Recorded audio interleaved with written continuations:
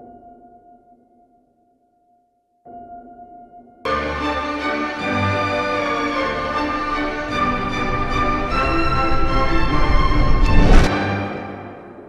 really looking forward to this lecture, not like I wasn't looking forward to the other ones, but the stories that I want to cover tonight, one of the things that just absolutely staggers me about them, especially the story of Cain and Abel, which I hope to get to, is like it's so short, it's unbelievable. It's like 10, 11 lines. There's nothing to it at all.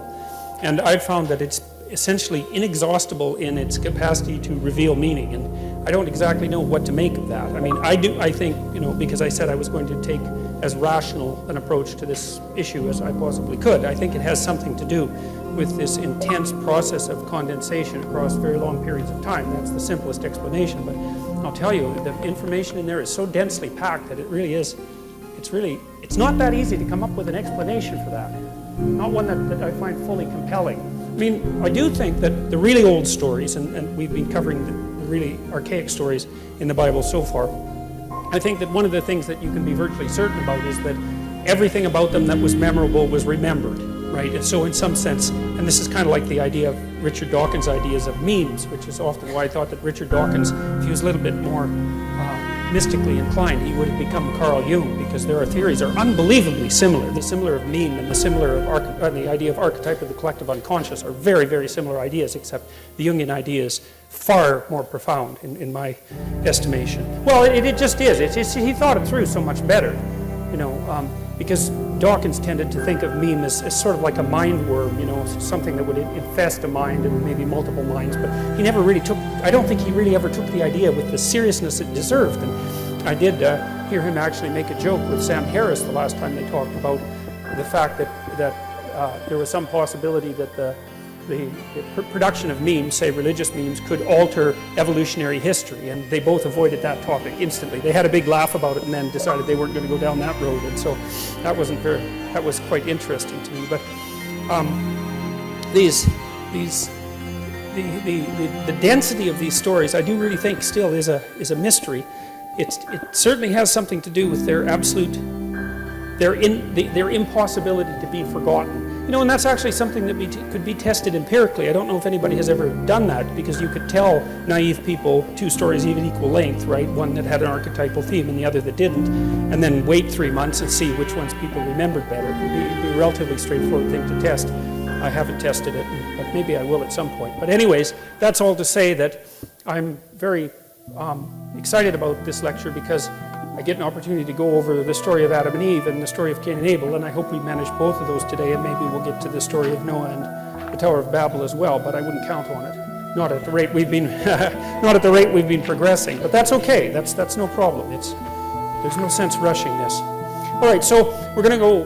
Before we do that, I want to finish my discussion of the idea of the psychological significance of the idea of God, and I've been thinking about this a lot more.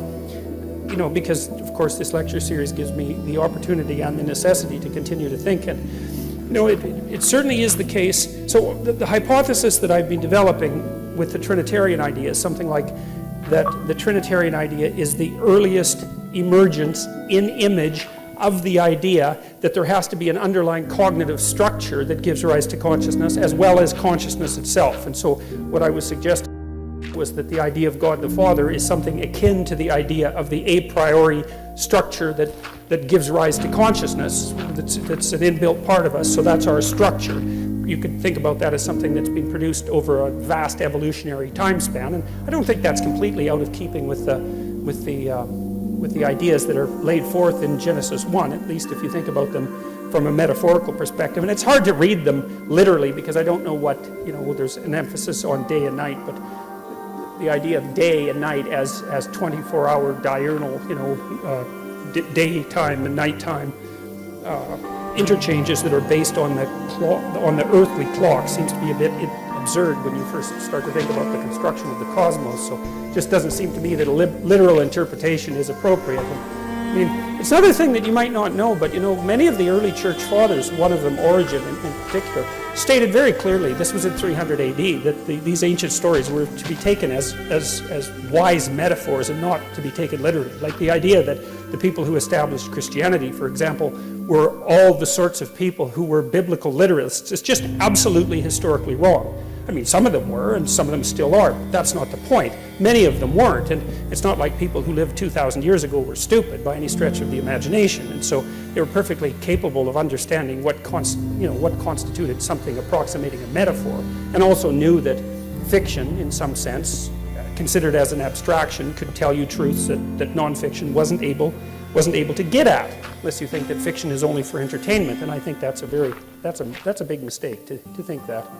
So, all right, so here we go. So, yes, so with regards to the idea of God the Father, so the idea is that in order to make sense out of the world, you have to have an a priori cognitive structure. And that was something that Immanuel Kant, as I said last time, put forward as an argument against the idea that all of the information that we acquire during our lifetime is a consequence of incoming sense data. And the reason that Kant objected to that, and he was absolutely right about this, is that you can't make sense of sense data without an a priori structure.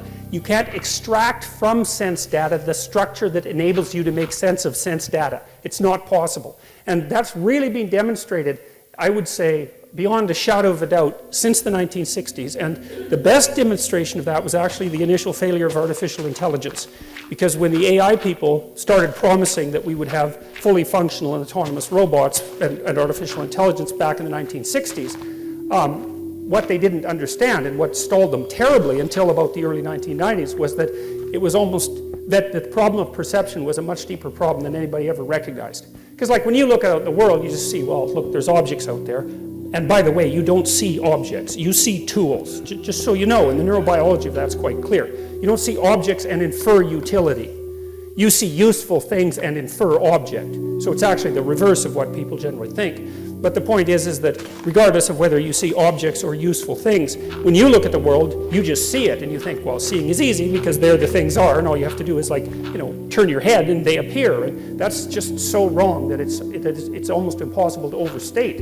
Like the problem of perception is staggeringly difficult, and one of the primary reasons that we still don't really have autonomous robots, although we're a lot closer to it than we were in the 1960s, is because it turned out that you actually have to have a body. You have to have a body before you can think, and even more importantly, you have to have a body before you can see, because the act of seeing is actually the act of mapping the patterns of the world onto the patterns of the body.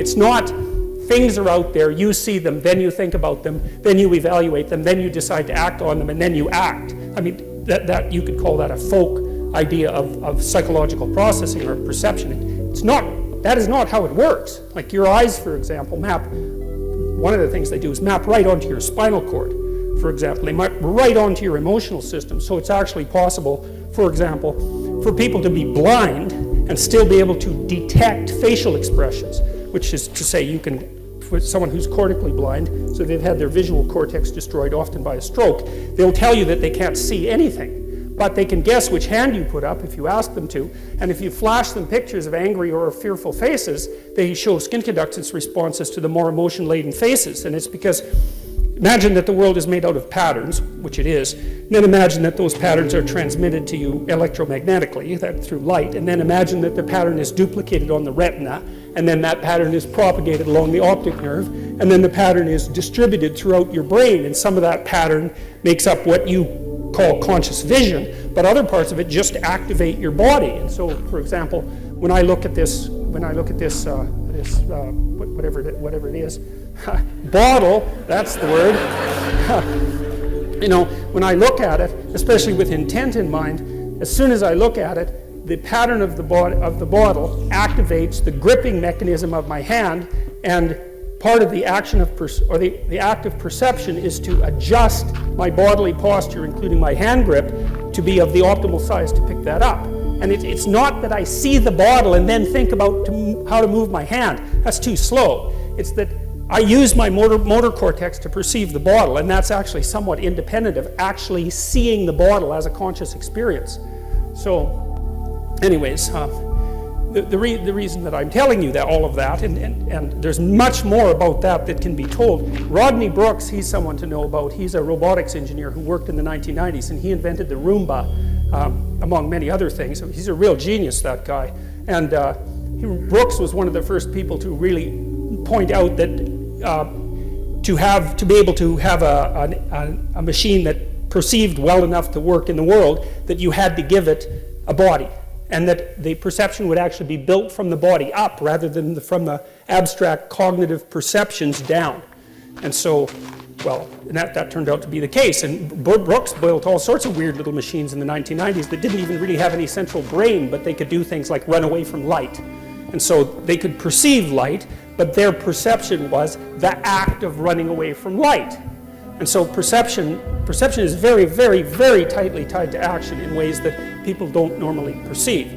Anyways, that's all to say that you cannot perceive the world without being embodied. And you're embodied in a manner that's taken you roughly 3.5 billion years to pull off, right? There's been a lot of death as a prerequisite to the embodied form that you take. And so it's taken all that trial and error to produce something like you that can interact with the complexity of the world well enough to last the relatively paltry 80 or so years that you can last. And so I think about that as, and this may be wrong, but I think it's a useful, at least it's a useful hypothesis. I think the idea of God the Father is something like the birth of the idea that there has to be an internal structure that out of which consciousness itself arises that gives form to things. And well, and if that's the case, and perhaps it's not, but if it's the case, it's certainly reflection. It's a reflection of the kind of factual truth that I've been describing now. And then, like I also mentioned, that I kind of see the idea of both the Holy Spirit and also of Christ, and most specifically of Christ in the form of the Word, as the active consciousness that structure produces and uses, not only to formulate the world, because we formulate the world, at least the world that we experience we formulate, but also to change and modify that world, because there's absolutely no doubt that we do that, partly with our bodies, which are optimally evolved to do that, which is why we have hands, unlike dolphins that have very large brains like us, but can't really change the world. We're really adapted and evolved to change the world. And the world in our speech is really an extension of our ability to use our hands. So the speech systems that we use are, very well-developed motor, very well-developed motor skill, and generally speaking, your dominant linguistic hemisphere is the same as your dominant hand, and people talk with their hands, like me, as you may have noticed, and we use sign language, and there's a tight relationship between the use of the hand and the use of language, and that's partly because language is a productive force, and the hand is part of what changes the world. So all those things are tied together in a very, very complex way with this a priori structure and also with the embodied structure. And I also think that's part of the reason why classical Christianity puts such an emphasis not only on the divinity of the spirit, but also on the divinity of the body, which is a harder thing to grapple with. It's easier for people to think, if you think in religious terms at all, that you have some sort of transcendent spirit that's somehow detached from the body that might have some life after death, something like that. But the Christianity in particular really insists on the divinity of the body. So the idea is that there's an underlying structure that's got this quasi-patriarchal nature, partly because it's for complex reasons, but partly because it's a reflection of the social structure as well as other things. And then that uses consciousness in the form particularly of language, but most particularly in the form of truthful language in order to produce the world in a manner that's good. And I think that's a walloping, powerful, powerful idea, especially the relationship between the idea that it's truthful speech that gives rise to the good, because that's a really fundamental moral claim. And I think that's a tough one to beat, man, because one of the things I've really noticed is, and it isn't just me, that's for sure, is that, there's a lot of tragedy in life. There's no doubt about that. And lots of people that I see, for example, in my clinical practice are laid low by the tragedy of life. But I also see very, very frequently that people get tangled up in deceit, in webs of deceit that are often multiple generations long, and that just takes them out. And so deceit can produce extraordinary levels of suffering that last for very, very long periods of time.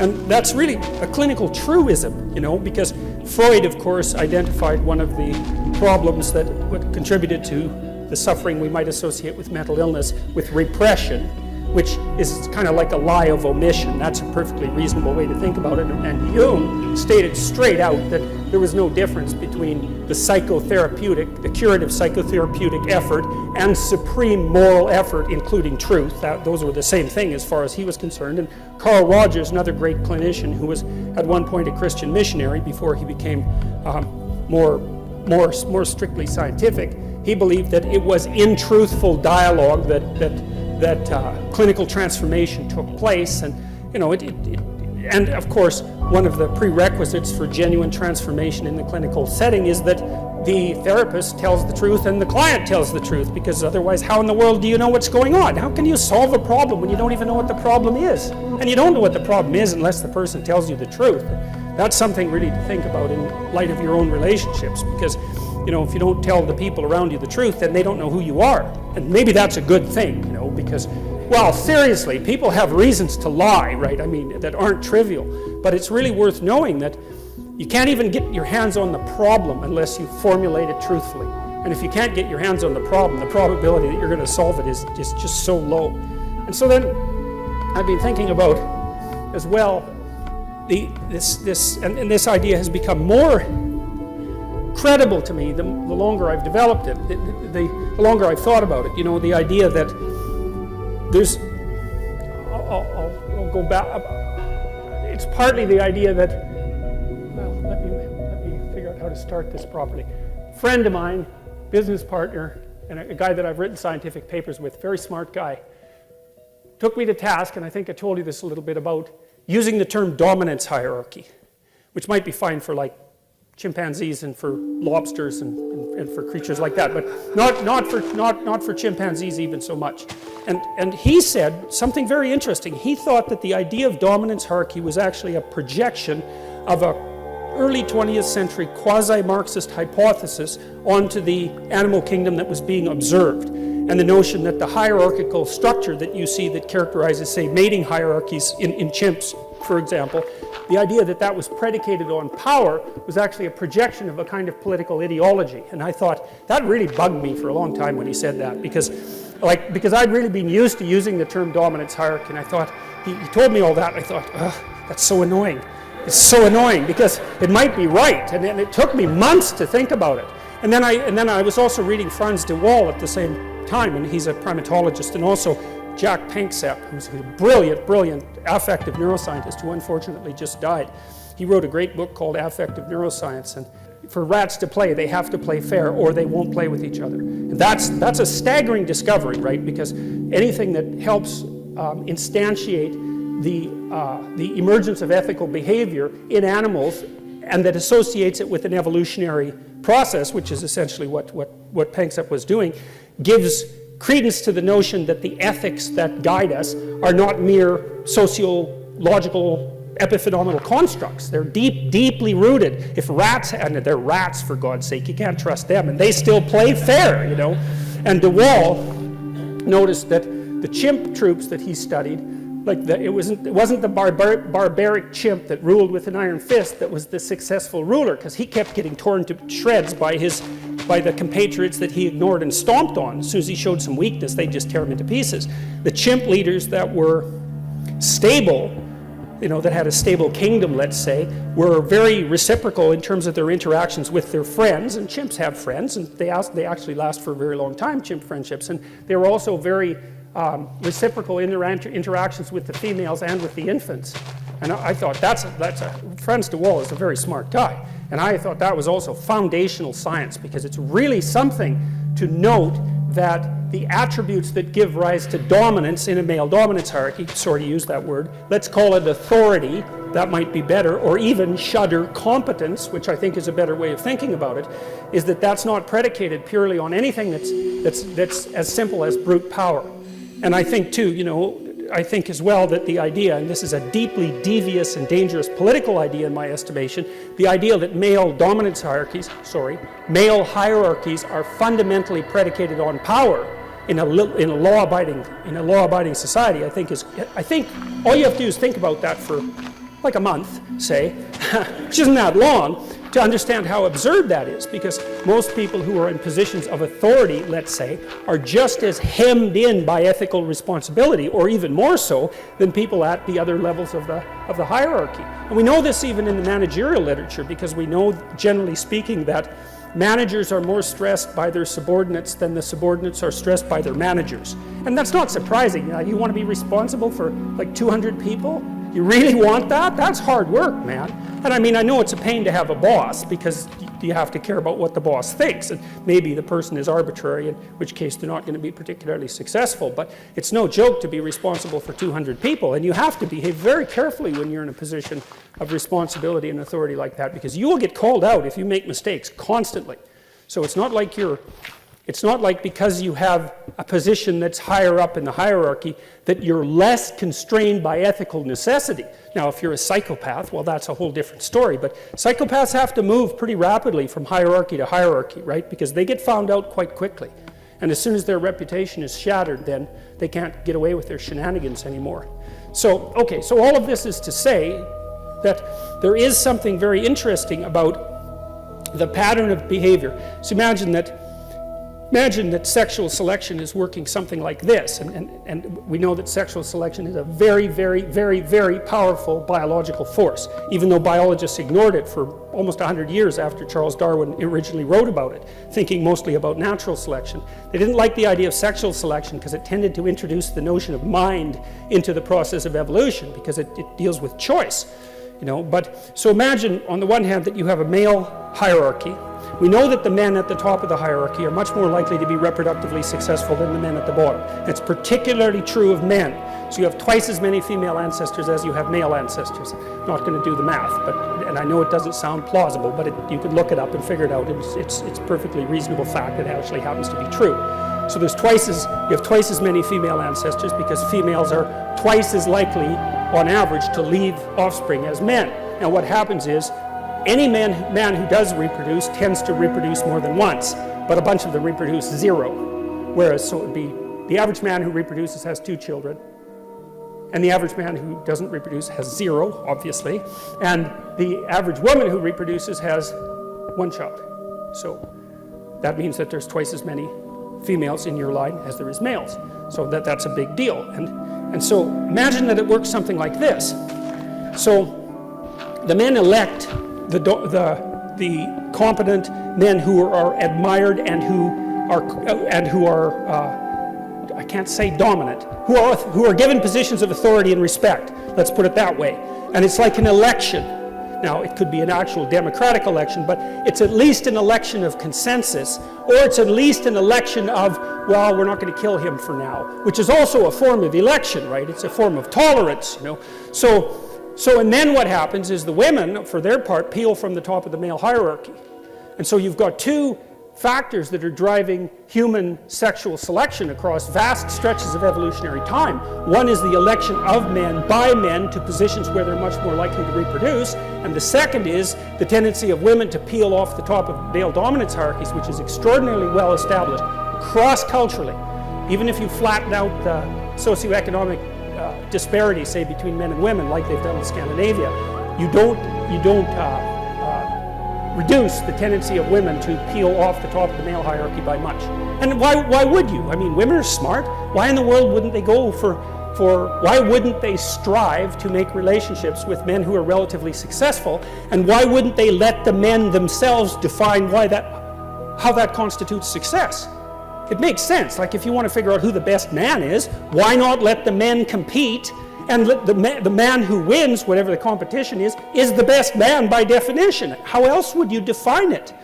So, okay, so why am I telling you all that? Well, the reason is because it seems to me that there's been this complex interplay across human evolution between the election of the male dominance hierarchy and sexual success. And that's a big deal if it's true.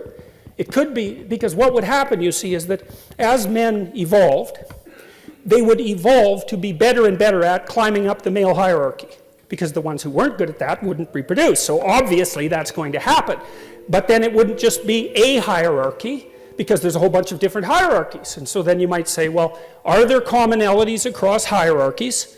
That's a reasonable thing to propose. I mean, they're not completely opposed to one another, at least. If you're relatively more successful in one hierarchy, then it's more probable that you'll be successful in another. And that's actually a really good definition of general intelligence, or IQ, and that's actually one of the things that women select men for. Now, men also select women for that, but the selection pressure is even higher from women to men. And general IQ is one of the things that propels you up across dominance hierarchies because it's a general problem-solving mechanism. And the other thing that seems to do that to some degree is conscientiousness. And there's also some evidence that women prefer conscientious men. So, and of course, why wouldn't they? Because you can trust them and they work. And so those are both good things. So then you think, okay, so men have adapted to start to climb the male dominance hierarchy, but it's the set of all possible hierarchies that they're adapted to climb. And so then you think there's a set of attributes that can be acted out that can be embodied that will increase the probability that you're going to rise to the top of any given hierarchy. And then you could say, well, that as you adapt to that fact, then you start to develop an understanding of what that pattern constitutes. And so that starts to become the abstract representation of something like multidimensional competence. And that's like the abstraction of virtue itself. Well, and none of that's arbitrary, man. That's as bloody well grounded in biology as anything could be. And I think that's a really hard argument to refute. And like one of the things I should tell you about how I think is that when I think something, I spend a long time trying to figure out if it's wrong, because I like to hack at it from every possible direction to see if it's a weak idea, because if it's a weak idea, then I'd rather just dispense with it and find something better. And I've had a real hard time trying to figure out what's wrong with that idea. It seems to me that it's pretty damn solid. And then the idea that, if you watch what people do in movies and so on, and when they're reading fiction, it's obvious that they're very good at identifying both the hero and the anti-hero. We could say the anti-hero, generally speaking, the bad guy, is someone who strives for authority and position, but fails. Generally speaking, not always, but fails. So he's a good bad example. You take a kid to a good guy, bad guy movie, the kid figures out pretty fast that he's not supposed to be the bad guy, and figures out very quickly to zero in on the good guy. And that means that there's an affinity between the pattern of good guy that's being played out in the fiction and the perceptual capacity of the child. And one of the things I told my son when he was a kid, when I used to take him to movies that were sometimes more frightening than they should have been, but one of the things I always told him was, I never said don't be afraid, because I think that's bad advice for kids. What I said was, keep your eye on the hero, right? Keep your eye on the hero. And he was gripped by the movie and often quite afraid of them, because movies can be very frightening. So he'd just zero in on that guy and hoping, and you know what it's like in a movie, you hope that the good guy wins, generally speaking. And I mean, why do you do that? Where does that come from? You see how deeply rooted that is inside you. You'll bloody well go line up and pay to watch that happen. It's not an easy thing to understand, and it's so self-evident to people that we don't even notice that it's a tremendous mystery. And so is it so unreasonable to think that we would have actually, over the millennia, come to some sort of collective conclusion about what the best of the best guys are, best of the good guys are, and what the worst of the bad guys are? And to me, archetypally speaking, thinking of that as the hostile brothers, so that's Christ and Satan, or Cain and Abel, for example, very common mythological motif, the hostile brothers. It's like those are archetypes. It's like the Satan, for example, is by definition the worst that a person can be. And Christ, by definition, this is independent of anything but conceptualization, is by definition the best that a man can be. Now, as I said, I'm speaking psychologically and conceptually, but given our capacity for imagination and our ability to engage in fiction, and our love for fiction, and our capacity to dramatize, and our love for the stories of heroism and catastrophe and good and evil, I can't see how it could be any other way. So that's part of the idea that's driving the notion of the evolution of the idea of God, and even more specifically, driving the evolution of the idea, at least in part, of the Trinity. So God is an abstracted ideal formulated in large part to dissociate the ideal from any particular incarnation or man or any ruler. And there's another rule in the biblical stories, which is that when the actual ruler, I mentioned this before, when the actual ruler becomes confused with the abstracted ideal, then the state immediately turns into a tyranny and the whole bloody thing collapses. So the idea is so sophisticated. You know, one of the things that we figured out, and this was a hard thing to figure out, was that you had to take the abstraction and divorce it from any particular power structure, and then think about it as something that existed as an abstraction, but a real thing, right? Real in that it governed your behavior, in everyone's behavior, including the damn king. The king was responsible to the abstracted ideal. Man, that's an impossible. That is such an impossible ideal. You know, why would have they agreed to that 5,000 years ago? But one of the things you see continually happening in the Old Testament is that as soon as the Israelite, for example, the Israelite kings become almighty, the real God comes along and just cuts them into pieces, and then the whole bloody state falls apart for like hundreds of years. It's like, I think that's a lesson that we have not thoroughly, consciously yet learned. It's still implicit in the narratives. We still haven't figured out why that's the case. Well, again, I think that's a real hard argument to dispense with. So, all right. So we looked at this a little bit. The Trinitarian idea is that there's a father. That's maybe the dramatic representation of the structures that underlie consciousness, the embodied structures that underlie consciousness. And then there's the Son, and that's consciousness, but in its particular historical form. That's the thing that's so interesting about the figure of the Son.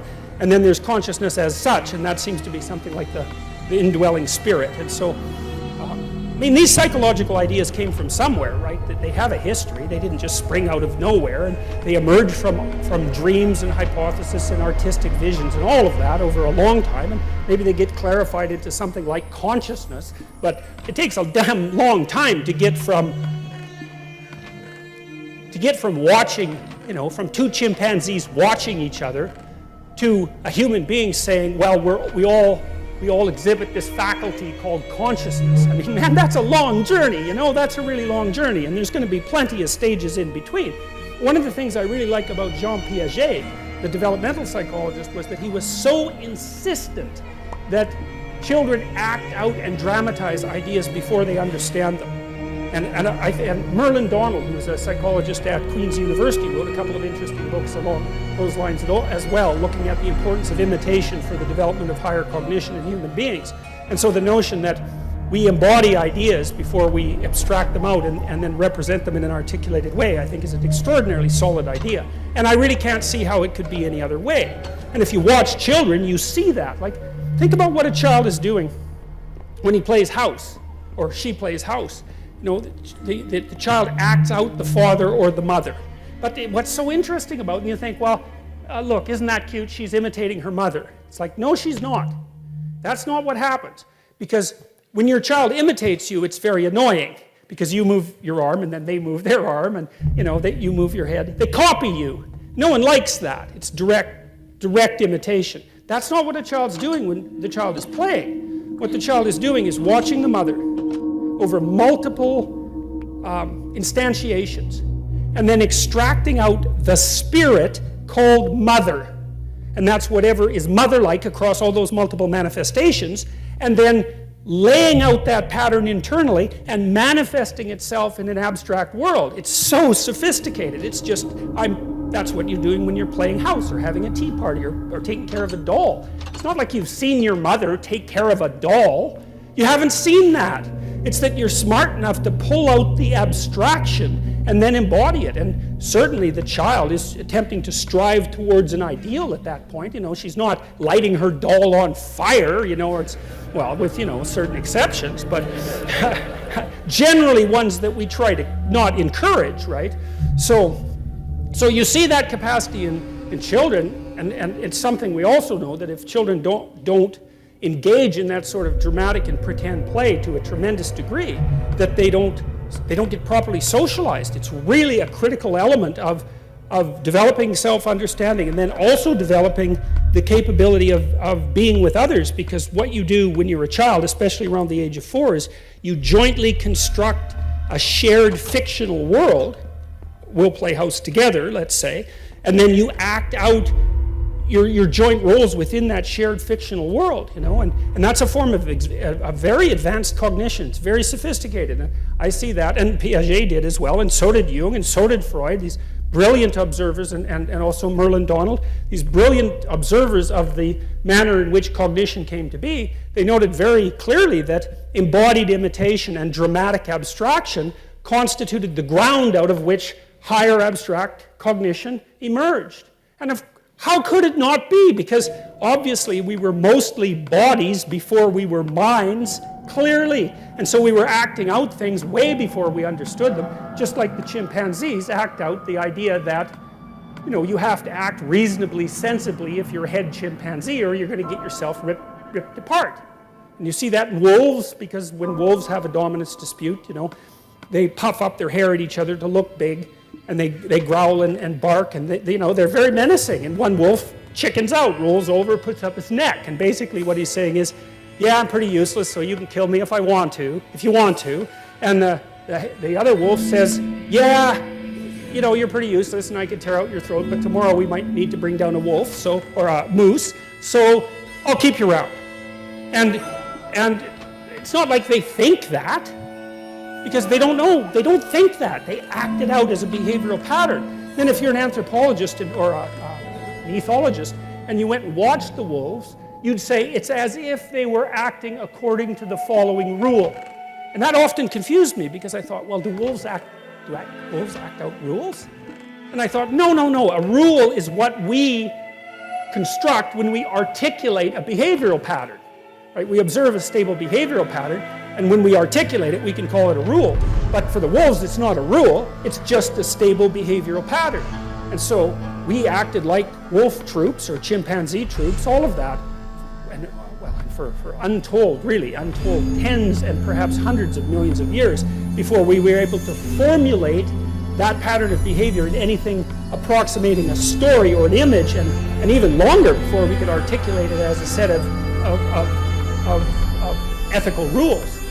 And I'm dwelling on this. I know I've repeated some of this before, but it's so important because, there's this tremendous push, especially from the social constructionists, to make the case that ethics is arbitrary, morality is relative, there's no fundamental biological grounding in relationship to human behavior, especially in the category of ethics. And I think that that's, well, first of all, it's dangerous, because that means that people are anything you want to turn them into, and you bloody well better be careful of people who think that.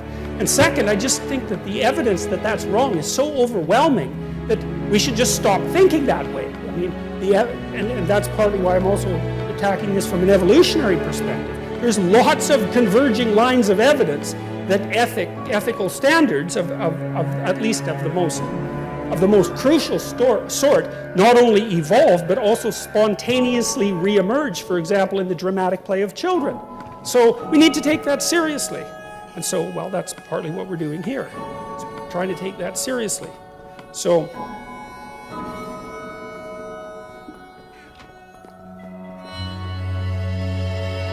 okay, so the idea there, at least in part, was that the father employed the son to generate habitable order out of chaos. I also think there might be something more proximately true about that as well, too, because one of the things we do know, here's something that's cool about men. Men are much more criminal than women. And that, by the way, that does not look like it's sociocultural, partly because it peaks when testosterone kicks in around 14. Like, it just spikes the hell up. And then it stays pretty high until about 27.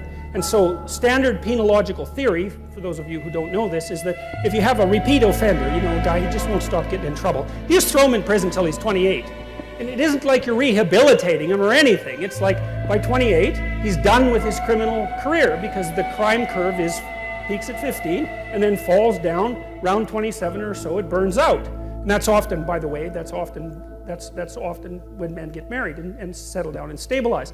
One of the things that's cool about that is the creativity curve for men is almost exactly the same thing. It ramps up when testosterone kicks in, and then it starts to flatten out around 27. The curves match very, very closely. So that's quite cool. It's the creativity element of it that I'm particularly interested in, because creativity is, in many ways, an attribute of youth.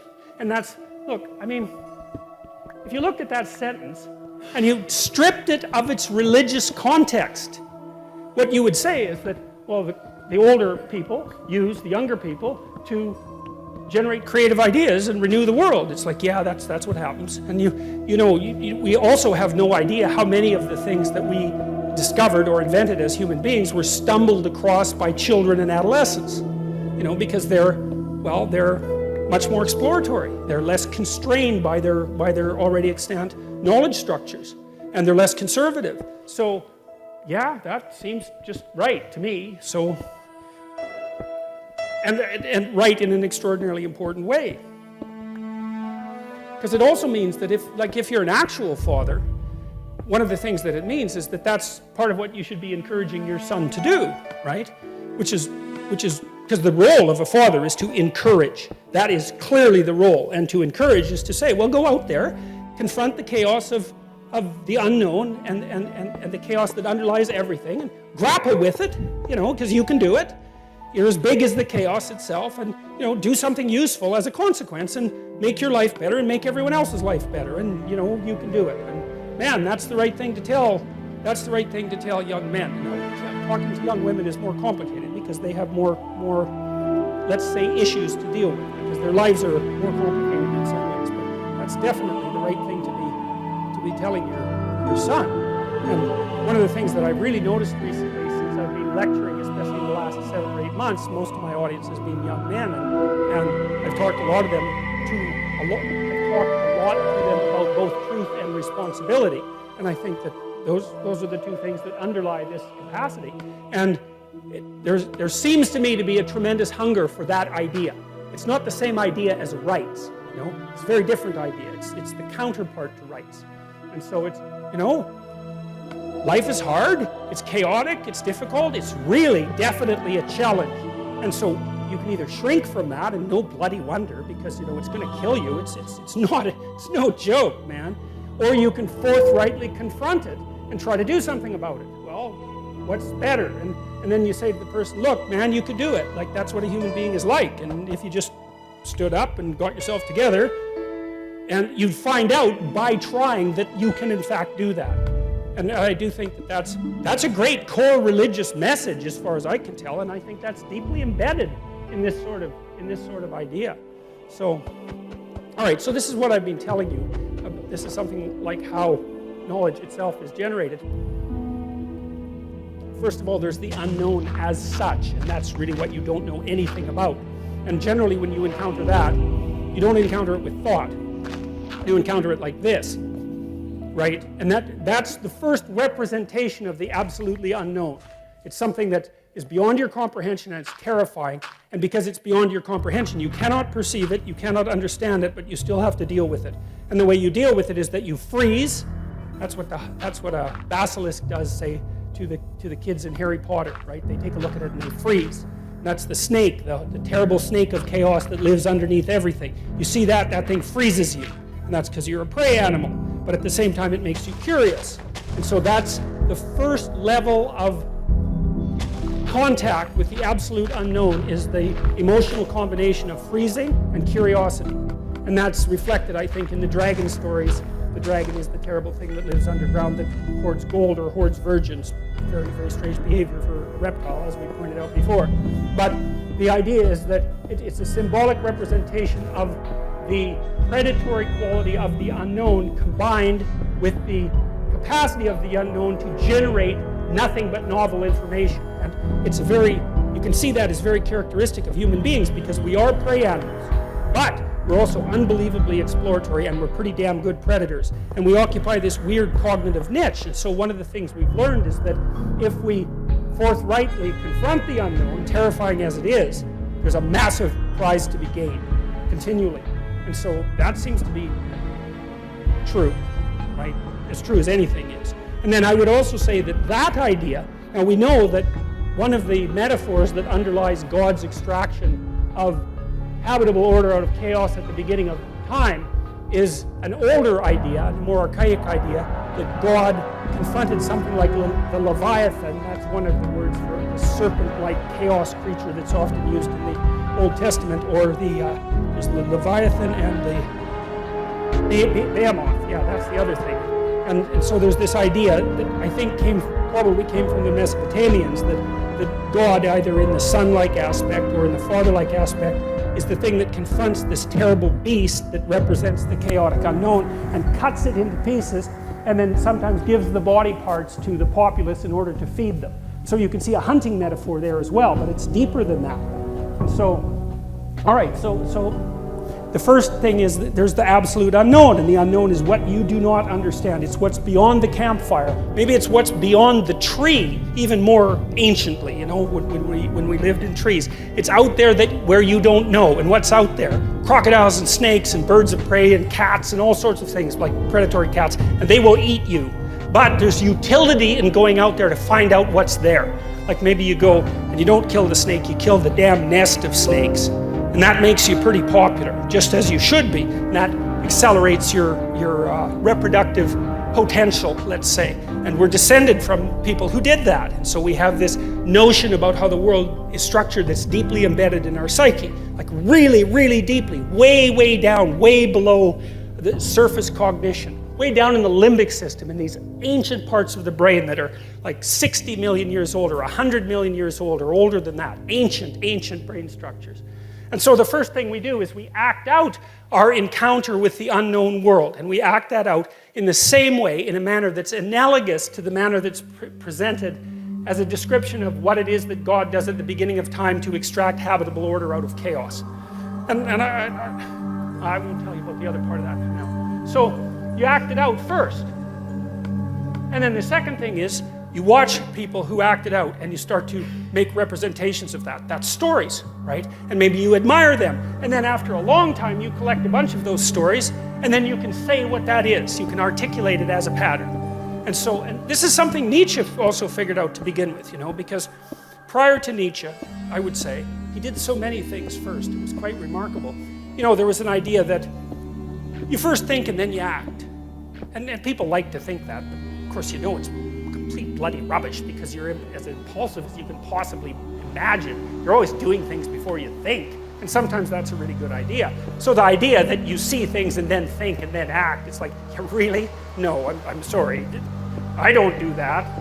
No one I know does that, and they certainly don't do that when they're emotional. You act first. And one of the things that Nietzsche said very clearly was that our ideas emerged out of the ground of our action over thousands and thousands of years. And then when philosophers were putting forward those ideas, what they were doing wasn't generating creative ideas. They were just telling the story of humanity. It's already there. It's already in us. It's already in our patterns of behavior. And it strikes me that that's, he was a genius, and that was one of his many observations of pure genius. And so you can think about it, you can think about it like this too, is that there's the unknown, and then you act in the face of the unknown, and then you dream about the action, and that's what you're doing in a movie theater, and then you speak about it. And so, and of course, once you speak about it, that affects how you dream, and how you dream affects how you act. It's not like all of the causal direction is one way, because it's not. These things loop, but it's still from the unknown through the body, through the imagination, into articulation. That's the primary mode of the generation of wisdom, let's say. And you can easily map that onto an evolutionary explanation, because the body comes first, right? And then the imagination, which is the body in abstraction, and only then the word. And of course, that's exactly how things did evolve, because we could imagine things long before we could speak. At least that's the theory. So, and I represented it. This is an image from my book, Maps of Meaning. And so the idea is that this is the fundamental representation of the unknown as such. It's half spirit, because it partakes of the air like a bird, and it's half matter, because it's on the ground like a snake. And that's what you think is there when you don't know what is there. That's how your body reacts to what's there when you don't know what is there. You know that too, because if you're alone at night, you know, and maybe you're a little rattled up for one reason or another, maybe you watched a horror movie and, you know, there's some weird noise in the other room, it's dark, and you could just try this once. It's like, so you're on edge, you think, you want to turn the light on and go in the room and see. Don't do that. Just open the door a little bit and sneak your hand in. And just watch what your imagination fills that room with, right? And then you remember what it's like to be 3 years old in bed and afraid of the dark, right? And I read a good book on dragons recently that had a very interesting hypothesis about them, I thought. One of the things the guy did was track, I can't remember his name unfortunately, track how common the image of the dragon was worldwide. It's unbelievably widespread. It's crazily widespread. And he thought that this was actually the category of primate predator. And the predator was, so predator is a weird category, right? Because like there's crocodiles in it and there's lions, and they don't have much in common except they eat you. So it's a functional category. And so this is the imagistic representation of the functional category of predator. And his predator theory was, well, if you're a monkey, then a bird would pick you off, like an eagle. And so that's this. And then if it wasn't an eagle, it was a cat, because they climb trees and give you a good chomping. And then if it wasn't a cat, then you go down on the ground and a snake would get you, or maybe a snake would climb up the tree, because snakes like to do that, and get you. And so that's a tree cat snake, basically. Tree cat snake bird. And that's the thing you really want to avoid. You don't want to come across one of those. And so, and then, you know, the other thing it does is breathe fire, which is quite interesting, because obviously fire was both greatest friend and greatest enemy of humanity. And we've mastered fire for a long time. It might be as long as 2 or 3 million years. That's what Richard Wrangham, I think it's Wrangham, he wrote a book recently on, I think it was Wrangham, who wrote a book on when human beings learned to cook. That was about 2 million years ago. And cooking increased the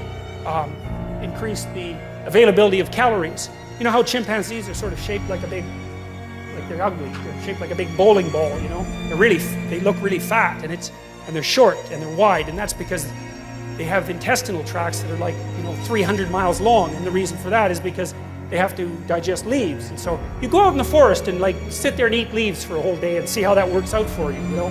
They have no calories in them. So chimps spend about, I think it's 8 hours a day chewing. And it's because what they eat has no nutritional value, and then they have to have this tremendous gut in order to extract anything at all out of it. And human beings at some point just thought, oh, to hell with that, we'll cook something. And then we traded our gut for brain, which, you know, more or less has worked, and I think it's made us a lot more attractive as well. So the idea here was that, well, that's the basic archetype of the unknown as such. And then I like the St. George version of this. It's so cool because St. George lives in a castle, and the castle is partly falling down, and it's partly because there's a dragon that's come up to, like it's an eternal dragon, it's come back to give everyone a rough time, which always happens, because the eternal dragon is always giving our fallen down castles a rough time, always. And so then St. George is the hero who goes out to confront the dragon, and he frees the virgin from its grasp. And I would say that's a pretty straightforward story about the sexual attractiveness of the masculine spirit that's willing to forthrightly encounter the unknown. It looks just straight, looks like a straight biological representation to me. And it's a really, really old story, right? It's the oldest written story we have, and that's basically the Mesopotamian creation myth, the Enuma Elish, which basically lays out precisely that story. And it's replayed. I mean, I bet you the moviegoers among you, especially the ones that are more attracted to the superhero, you know, the really flashy sort of superhero type movies, you've probably seen the St. George story like 150 times in the last 10 years. You never get tired of it because it's the central story of mankind. So you've got the unknown as such, and that is what you react to with your body in the existential terror and extraordinary curiosity are gripping you. And then it's like the unknown unknowns that, who's the politician under Bush? Rumsfeld. Yeah, I think the reason that phrase caught on so well is because he nailed an archetype. There's unknown unknowns and there's known unknowns. And that's the unknown unknown. And you have to be able to react to an unknown unknown because they can get you. And you can't just plead ignorance because then you're dead. That doesn't work. Like, human beings are the sort of creature who has to know what to do when they don't know what to do. And that's very paradoxical, and what we do is we prepare to do everything. That's right, we're on guard, we prepare to do everything. Very, very stressful, but also very engaging, and very, very much something that heightens consciousness. And maybe those circuits are permanently turned on in human beings because we also know that we're going to die, and no other animal knows that. And so sometimes I think that our stress circuits are just on all the time, and that's part of what accounts for our heightened consciousness. So you have your unknown unknowns, and then you have your you have the unknowns that you actually encounter in the world, like the mystery of your romantic partner when you have a fight with them. It's like, well, we're having a fight, so who the hell are you? I mean, you're not the absolute unknown because I know something about you, but you're the unknown as it's manifesting itself to me right now, right? And then there's the known that we inhabit, and then there's the knower. And the known is given symbolic representation, as far as I've been able to tell, in patriarchal form, in the form of male deities. And the unknown, as you encountered, is given feminine form. So we won't get into that too much, but if you're interested in that, you could look at my Maps of Meanings lectures, or maybe take a look at the book. But I think it's a good schema for religious archetypes. I've worked on it a long time. It seems to fit the Jungian criteria quite nicely. It maps nicely onto Joseph Campbell's ideas. He got almost all his ideas from Jung, however. And it also makes sense from a biological and an evolutionary perspective, as far as I can tell. And that's a lot of cross-validation, at least in my estimation. So, okay, so back to the hierarchy of dominance. Well, let's take a look at it a little bit. So, I'm quite enamored of lobsters, as some of you might know,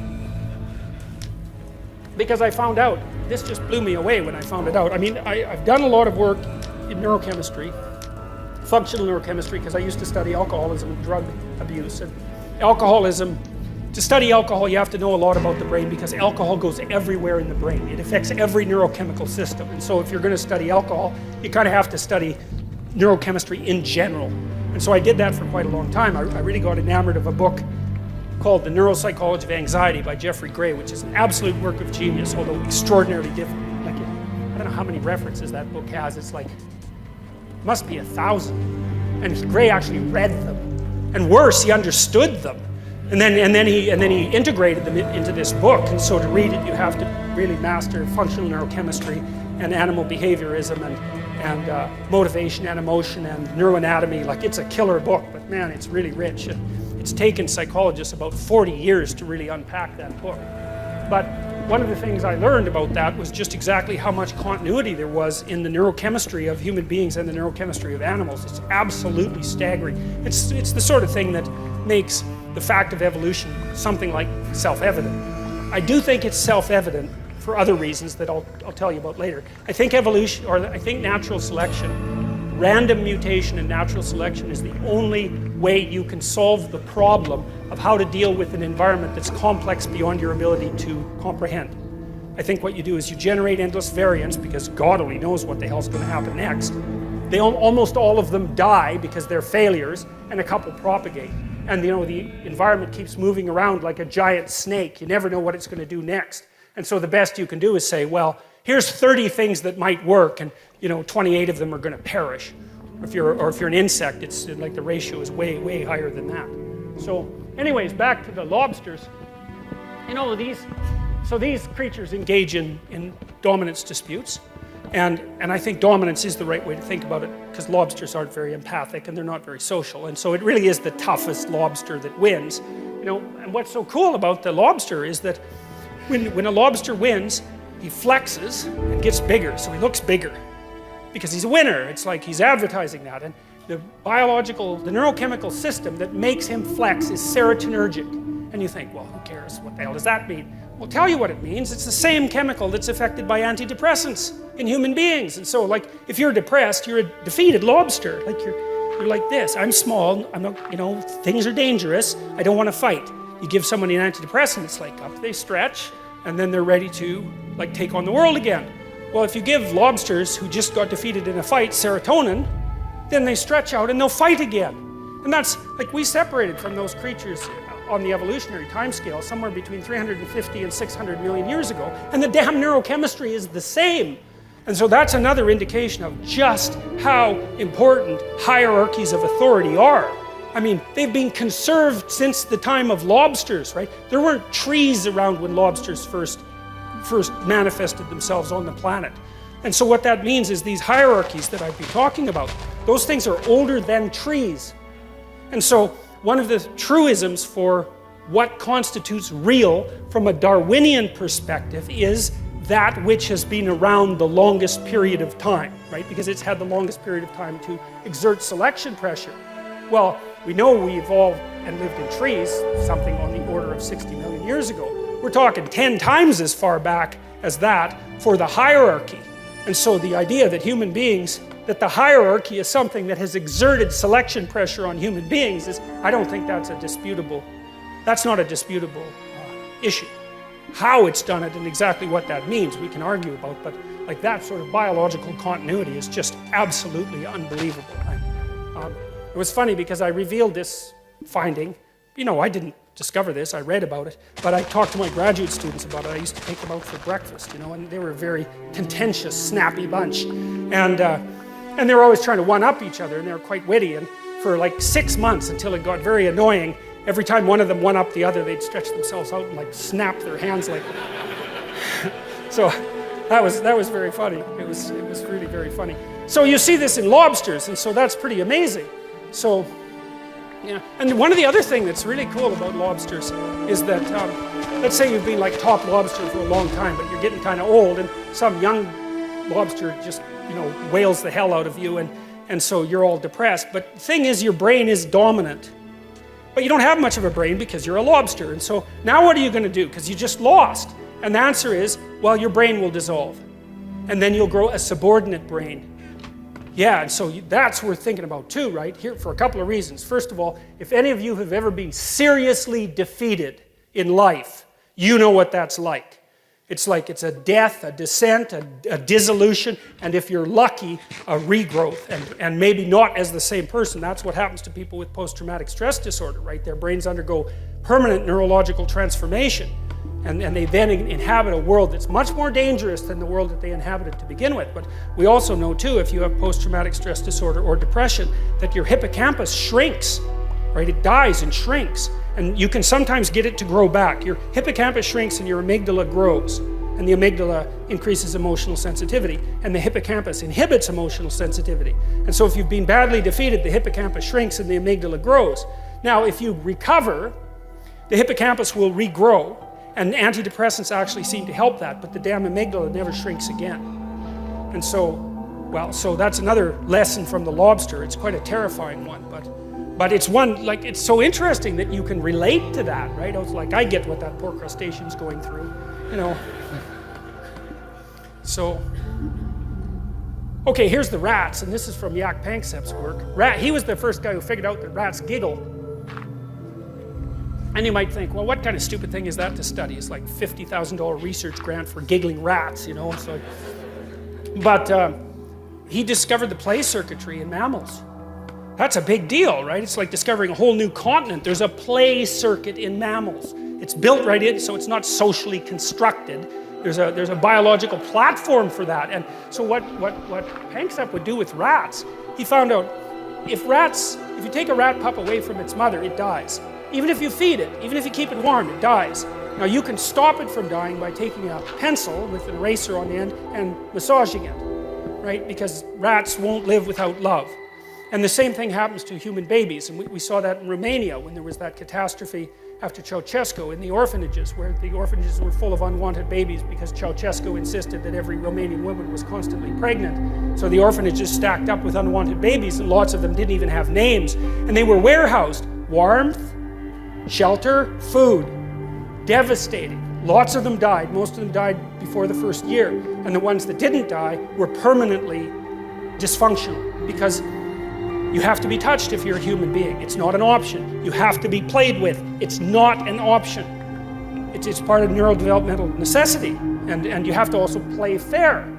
So, because otherwise you produce a very disjointed child who isn't able to engage in the niceties of social interaction, which is continual play in some sense and reciprocity. So what Panksepp did with his rats, he noticed that male rats juveniles really like to wrestle.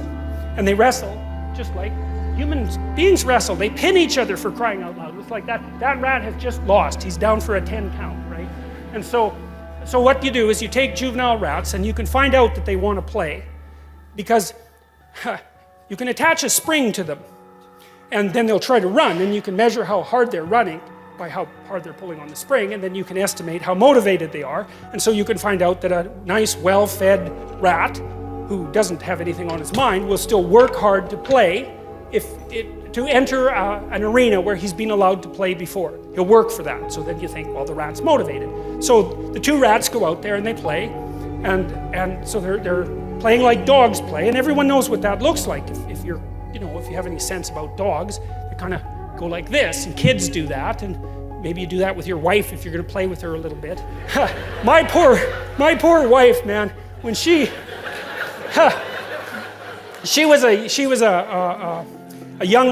had older siblings, and so she wasn't played with as much when she was little as she might have been. And I used to if you take a pillow, and you go like this 3 times, right? That means look out, a pillow is coming your way. So I'd go 1, 2, 3, whap! And she was completely dismayed at me. It's like, what do you do that for? And I thought, well, I eventually taught her that rule. The other thing I used to do...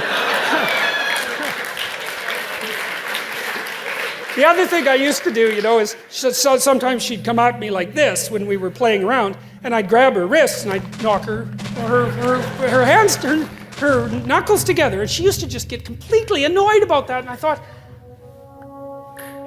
right? That's what you do. You just open your hands. Well, she didn't know that either, so she hadn't been played with enough when she was a little rat, and so. Anyway, so you let the little rats go out there, right? And so let's imagine one of them is 10% bigger than the other. And so the 10% bigger rat wins, because 10% is enough in rat weight to ensure that you're going to be the pinner rather than the pinnee. Okay, so that's fine. So the big rat pins the little rat, and now the big rat is the authority rat. And so then the next time that the rats play, the little rat has to invite the big rat to play. So the big rat's out there being cool, and the little rat pops up and, does the whole will you play with me thing, and the big rat will deign to play with him. But if you pair them repeatedly, unless the big rat lets the little rat win 30% of the time, the little rat will not invite him to play. And Panksepp discovered that. It's like I read that just blew me away. It's like, that is so amazing, because you see, well, first of there's an analogy to Piaget's ideas about the emergence of morality out of play in human beings, so that was very cool. But the notion that was built into rats at the level of wrestling was, and they're deeply social animals, right? They have to know how to get along with one another. And most of their authority disputes, dominance disputes, you don't want them to end in bloodshed and combat. Because, if you're rat 1 and I'm rat 2 and we tear each other to shreds in a dominance dispute, rat 3 is just going to move in. It's really not a great strategy. And so it'd be better if we could settle our differences, somewhat peacefully. And so rats, anyways, Panksepp figured out that rats play. And not only did they play fair, and they seem to enjoy it. He also figured out, this was really cool too, that if you give juvenile rats attention deficit disorder drugs, Ritalin, suppresses play. So that's worth thinking about. It's like, well, why do you have to give juvenile human beings amphetamines in school? Well, because they need to play.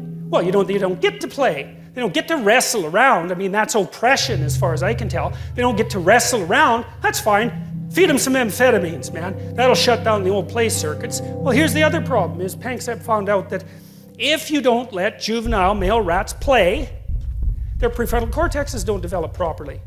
Surprise, surprise, you're not letting them mature. It's like, what else would you expect? So, that's something to think about. Really hard, I would say. So there's some wolves going at it. Well, not exactly. There's some wolves having an authority dispute, let's more technically speaking.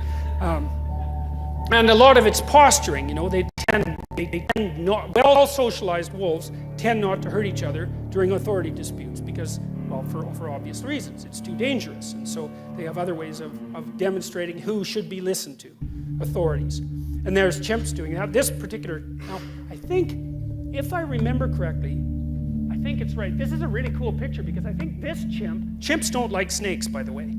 So, for example, if you take a chimp that's never seen a snake and you show it a snake, it is not happy. It will get the hell away from that snake. If you bring a chimp anesthetized into a room full of chimps, the chimps will all get away from that and then look at the body. They don't like that either. And if you bring a big snake into a chimp cage, even if the chimps have never seen it, like they'll get away from it and then stare at it. And chimps out in the wild, if they see a big snake, they'll stand there and they have a noise that means something like, holy crap, that's a big snake, you know. It actually means that technically, and I'll tell you why in a minute. But they stand away from it, and then they make this noise, which means, oh my God, look at the snake. And then they'll stand there for like 24 hours looking at the snake. And so the snakes are really, they're super stimuli for chimpanzees, so that's pretty interesting. And this chimp seemed to learn how to take this dead snake and go scare other chimps with it, and that was partly how he established his authority. You know, and well, there's a threat, and like if I was you and I was around that chimp, I would take that threat seriously because those things are no joke, man. And you see the same thing here with I don't remember what kind of monkey that is, but they're engaged in agonistic behavior, and and there has been, by the way, recent research showing that in higher order primates that there is snake detection circuitry that's built into them, right? So it's not learned. It's not learned. It's deeper than that. Now, for a long time, psychologists knew for a long time that I could make you afraid in a conditioning experiment much faster using a snake or a picture of a snake than a gun or a picture of a gun.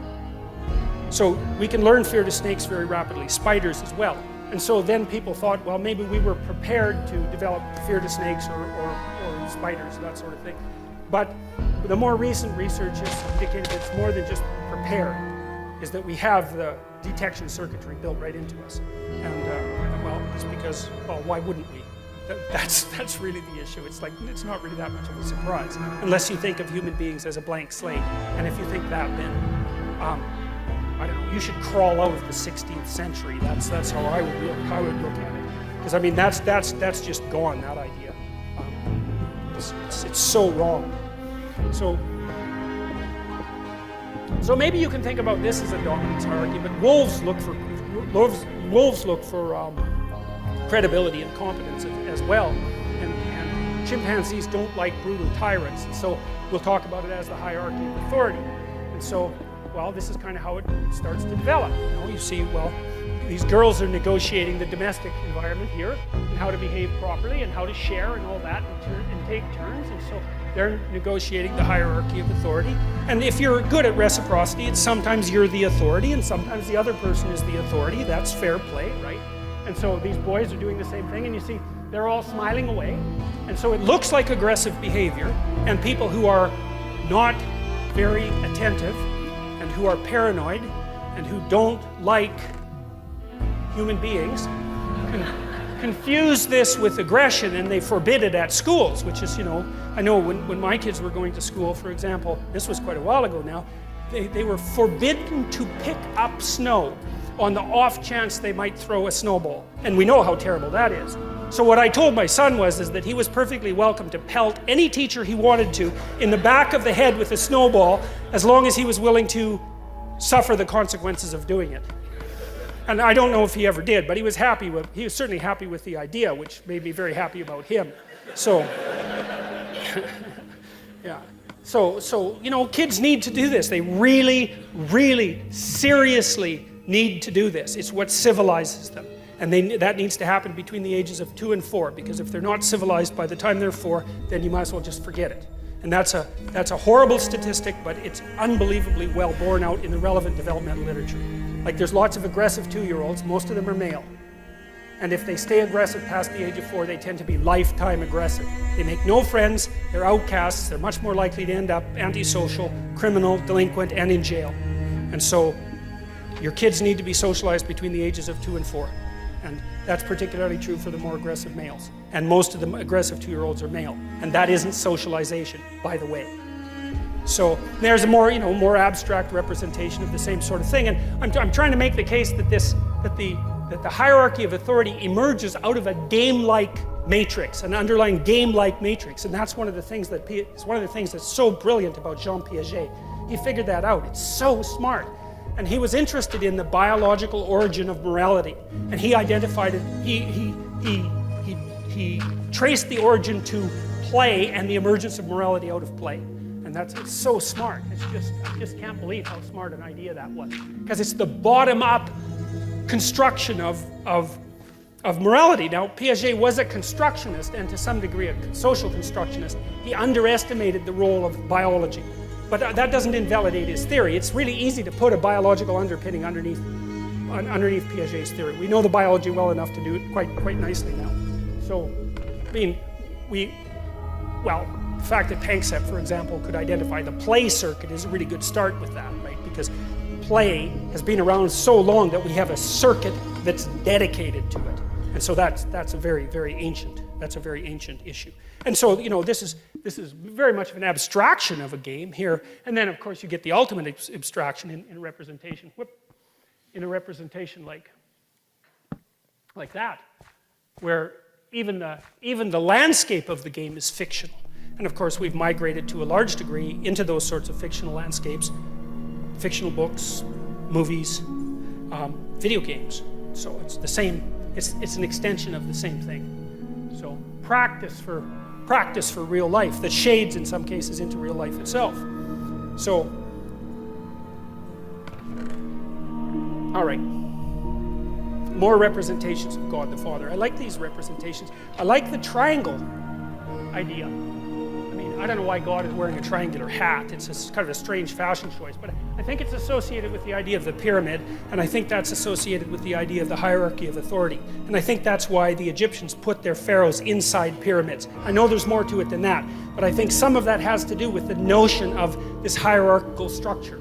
You see this on the... Now, that's speculative, obviously, and I don't want to make too much of it, but I can't help but think that there's something to that. See, that's on the back of the American dollar bill. I like that a lot. That's like the Eye of Horus from the Egyptians. And so the idea here is something like, at the top of the hierarchy is something that is no longer part of the hierarchy, right? So if you move up the hierarchy enough, what happens is that you develop the ability, as a consequence of moving up that hierarchy, to be detached enough from the hierarchy so you're no longer really part of it, and so that you can move in all sorts of different hierarchies. And the idea here is that the thing that you're really developing is the capacity to pay attention. And I would say, from a mythological perspective, the one thing that seems to compete with the idea of the spoken word as the source of the extraction of habitable order from chaos is the eye, is the capacity to pay attention. So Marduk, for example, the Mesopotamian creator god, who emerged in the hierarchy of Mesopotamian gods and came out at the top, right? He was the victor of the gods. He had eyes all the way around his head, and he could speak magic words. And I really like that. I really like that idea. And the Egyptians developed that idea too, because their god Horus was the eye. Everyone knows the Eye of Horus. That image is so compelling that we still know about. Everybody has seen the Eye of Horus with a really open pupil. And what the Egyptians learned was that the open eye was what revivified the dead society. It's so smart. So what do you do if your life isn't in order? Bloody well pay attention. And that isn't the same as thinking. It's a different process. Paying attention, thinking is like the imposition of structure in some sense. I know I'm oversimplifying, but paying attention is something like watching for what you don't know.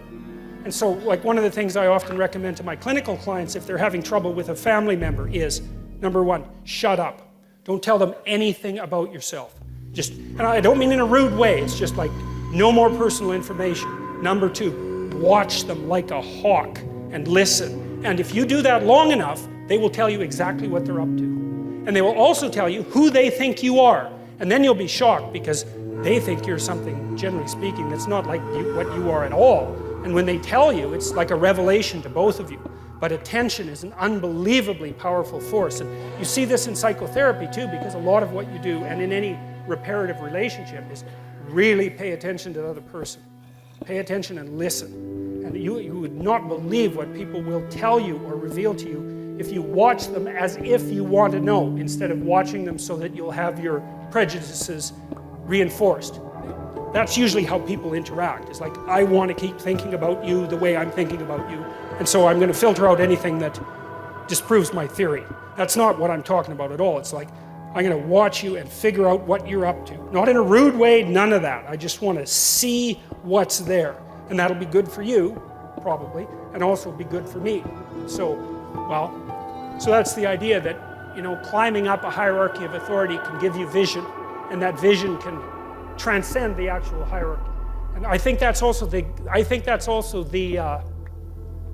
that's the metaphysical space that an artist occupies. Because artists really aren't in a hierarchy, they're outside of hierarchies. You've watched The Lion King, most of you? Yeah. That's Zazu, the little bird, that's the eye of the king. That's the same thing there. So, and that's echoed in this idea as well. So that's some more ideas of hierarchies, same idea. This is, right? Gold, silver, bronze. Why gold? Gold is the sun. Gold is pure, right? So the idea is that the thing that's at the top of the hierarchy is incorruptible, because gold doesn't mix with anything else, right? It's this sort of metal that doesn't ever become corrupted. It's a noble metal, it doesn't become corrupted. And so it shines like the sun, and it's associated with what's ever at the top of the hierarchy. And the gold medal is a disc, like the sun, and it's awarded to those people who've occupied the top position and who are manifestations of the ideal. And here's I'll tell you a quick story. So imagine that you're watching an Olympic contest. I found this happens to me very often with gymnastics, because the gymnasts are so absolutely unbelievable, So you watch a gymnastic performance, and the person's out there bouncing around like, you can't even imagine doing it. They're so perfect at it. So you see this person, they're going through this routine, they're just absolutely spectacular and flawless at it. At the end they stop and everybody claps, and they're all excited to see what a human being can do, and that's why we're in the audience watching, because we want to see what a human being can do. And the judges go like 9.8, 9.8, 9.8, and everybody's thrilled. And then the next contestant comes out, and it's like, well, they're just basically screwed, right? It's like this person came out there and was perfect. How are you going to top that? That's an interesting question, because this is a representation of what you do to top perfection itself. And you can do it. And here's how you do it. And you know this, even though you don't know you know it. So let's say the next contestant comes out and they're kind of shaky because it's like, oh man, the bar is being raised high. So what they do is they put themselves right on the edge of chaos. And you can tell by watching them that they are one bloody fraction of a second from catastrophe. They're pushing themselves farther than they've ever gone in the direction of their perfection. And everyone in the room is so tense they can hardly stand it, right? You can hear a pin drop, and that person is flipping around, and it's just right on the edge of catastrophe. And at the end they go like this, and there's that gesture of triumph that goes along with that. And everybody rises in one instant and just claps like mad. It's like, well, why? What are you doing? What are you doing when you're doing that? Right? You can't even help it. It grabs you right in the core of your being, and you stand up, and it's an act of worship. That's what it is. And you saw someone go beyond their perfection into the domain of chaos and establish order right in front of your eyes. And you're so thrilled about that. You're happy to be alive, and everyone's celebrating it all at the same time. And it's an absolutely amazing thing. And that's what, sometimes that's what this represents, and sometimes that's what this represents. And that's what we're trying to get at, because that's at the pinnacle of the hierarchy, right? Not only are you doing what you should be doing, but you're doing it in a way that increases the probability that you'll do it better